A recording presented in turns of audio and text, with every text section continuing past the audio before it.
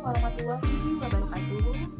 Perkenalkan, saya Elda Mutiarahmi SPB. Saya guru bahasa Indonesia.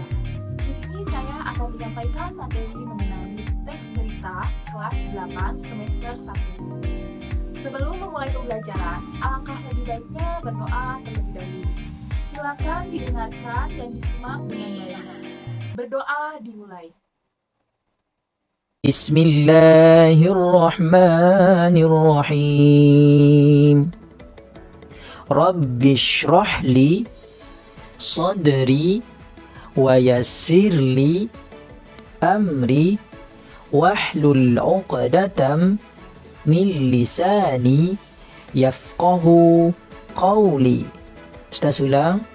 Rabbi shrah li sadri wa yassir li amri wahlul 'uqdatam min lisani yafqahu qawli, yang bermaksud, ya Allah, lapangkanlah dadaku, mudahkanlah bagiku urusanku, hilangkanlah kekeluhan lidahku, supaya mereka mengerti perkataanku. Kita ulang. Ya Allah, lapangkanlah dadaku, mudahkanlah bagiku urusanku, hilangkanlah kekeluhan lidahku, supaya mereka mengerti perkataanku. Alhamdulillah, berdoa telah selesai. Sebelum memulai pembelajaran, izinkan Ibu menyampaikan kompetensi dasar hari ini. Kompetensi dasar hari ini adalah mengidentifikasi unsur-unsur teks berita, membanggakan dan memotivasi siswa untuk dibaca dan didengar. Lalu, mengenai tujuan pembelajaran hari ini adalah siswa dapat mengidentifikasi unsur-unsur teks berita.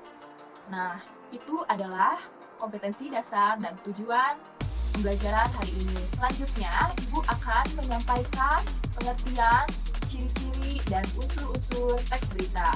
Silakan simak saja video penyampaian dari Ibu ya.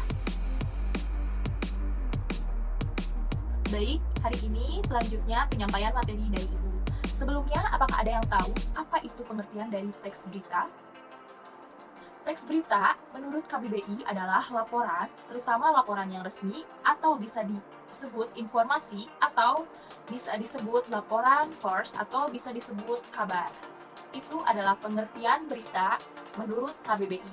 Selanjutnya, Ibu akan menyampaikan pengertian teks berita itu sendiri. Teks berita adalah teks sebuah informasi atau laporan yang terkini, terbaru, dan faktual. Biasanya, teks berita ini cepat disampaikan.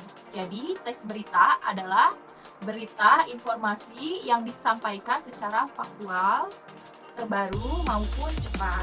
Itu pengertian dari teks berita itu tersendiri. Ciri-ciri dari teks berita yang pertama adalah berita harus benar-benar terjadi.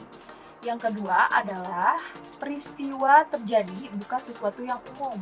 Maka peristiwanya itu tidak dapat setiap hari terjadi. Mengapa? Seperti berita kecelakaan lalu lintas, itu kita tidak tahu akan terjadi karena kecelakaan adalah musibah. Yang ketiga adalah data peristiwa harus benar adanya, tidak dibuat-buat, tidak rekayasa. Lalu yang kelima adalah berita yang aktual ataupun terbaru. Jadi tidak berita yang masa lampau, jadi harus yang terbaru maupun terkini. Yang keenam, menggunakan bahasa yang menarik. Lalu yang ketujuh adalah alur peristiwa di dalam berita itu berurutan. Yang ketujuh, bersifat objektif. Yang kedelapan adalah waktu dan tempat peristiwa harus jelas. Yang kesembilan adalah sumber harus valid.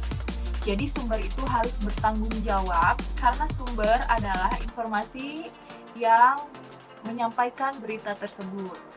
Lalu yang kesembilan, judul berita mewakili isi berita. Seperti contohnya kecelakaan lalu lintas di Gorontalo, itu sudah mewakili isi berita. Lalu yang ke-10 sumber valid, tadi sudah bisa dapat dipertanggungjawabkan.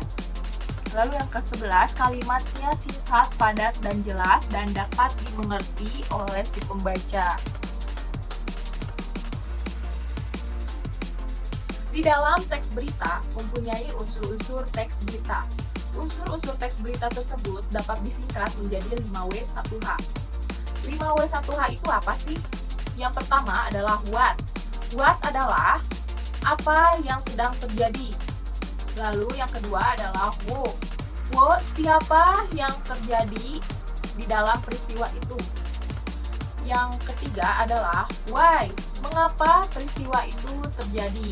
Atau bisa disebutkan latar belakang dari peristiwa tersebut. Yang keempat adalah where. Where, di mana peristiwa itu terjadi. Lalu yang kelima adalah when.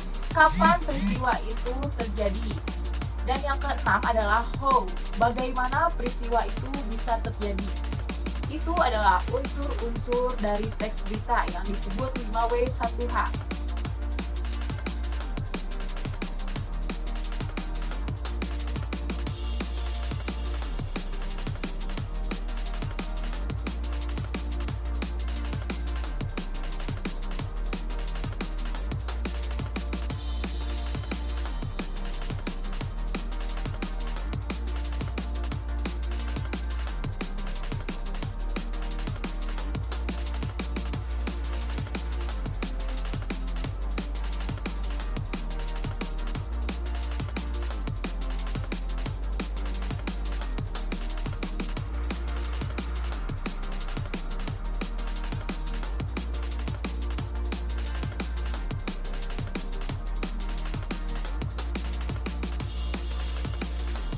Alhamdulillah, pembelajaran bahasa Indonesia hari ini telah selesai.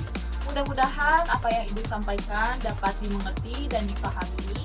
Mengenai tujuan pembelajaran hari ini, siswa dapat mengidentifikasi unsur-unsur di dalam teks berita. Mohon maaf bila ada salah kata dalam penyampaian materi. Tetap semangat walaupun pembelajaran masih jarak jauh. Semoga kita dapat dipertemukan. Semoga pandemi COVID-19 ini segera berakhir. Pesan Ibu, jangan lupa dikerjakan tugasnya. Walaupun pembelajaran saat ini berbeda, tetapi untuk semangat kalian masih tetap luar biasa. Amin. Ya Robbal Alamin. Terima kasih anak-anak. Wassalamualaikum warahmatullahi wabarakatuh.